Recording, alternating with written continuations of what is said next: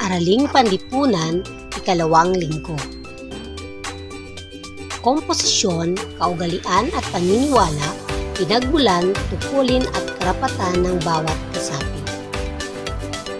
Pagkatapos ng sagutan ng ilang pagsasanay at mga gawain sa module na ito, ikaw ay inaasahang na ipaliliwanag ang konsepto ng pamilya batay sa bumubuo nito: parent family, single parent family, or extended family. Para sa unang gawain, iguhit ang tatsulok kung ang kaugaliang isinasaad ay nagpapatuloy sa inyong pamilya at bilog naman kung hindi. Para sa unang bilang, pagmamano sa nakatatanda.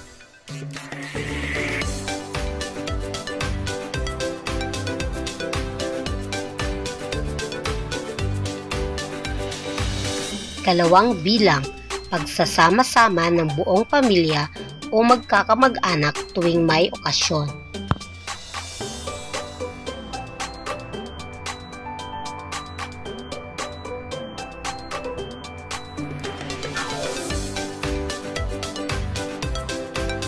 Ikatlong bilang, pagsasalo-salo ng pamilya sa hapag-kainan.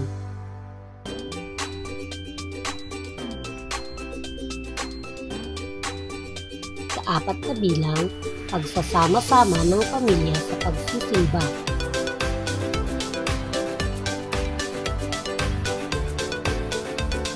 Ikalima at huling bilang, pagbabatian online kung may okasyon ng mga kapamilyang nasa malalayong lugar.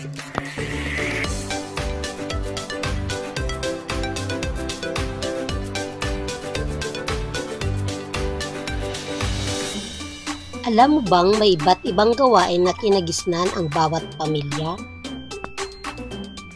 Magkakalayo man o magkakalapit, pinagbibigkis ang pamilya ng kanilang kaugalian at tradisyon. Suriin ang mga larawan. Ganito rin ba ang inyong pamilya?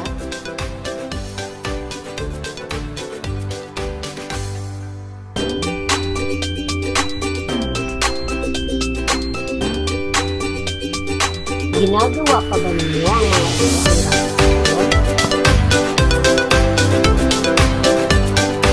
Ano ang kahalagahan ng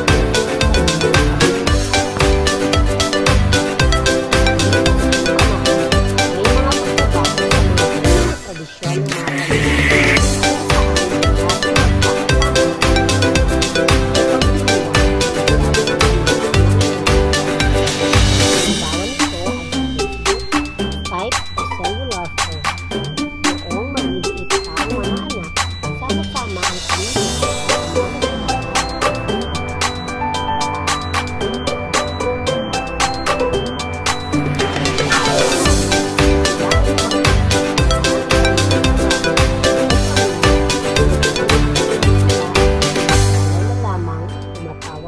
sa mga magulang upang mangumusta.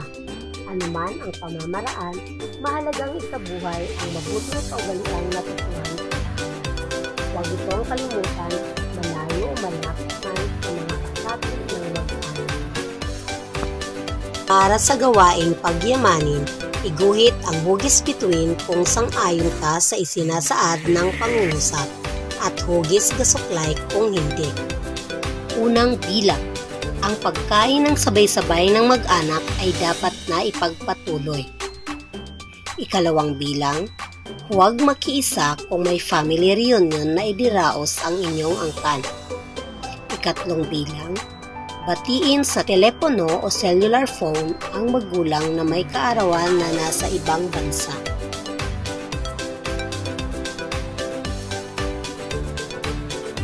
Ikaapat na bilang, huwag nang makiramay sa kamag-anak na namayapan na.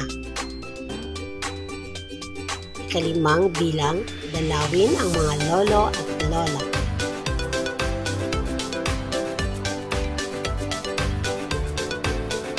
Isagawa, iguhit ang masayang mukha kung ang mga isinasaad sa bawat pahayag ay nagpapatuloy sa inyong pamilya at malungkot na mukha kung hindi.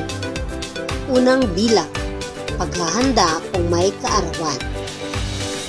2 bilang, pagdarasal ng sama-sama. 3 bilang, pagsisimbang gabi. 4 na bilang, pagmamano sa nakatatanda. 5 bilang, pagbibigayan ng regalo tuwing Pasko.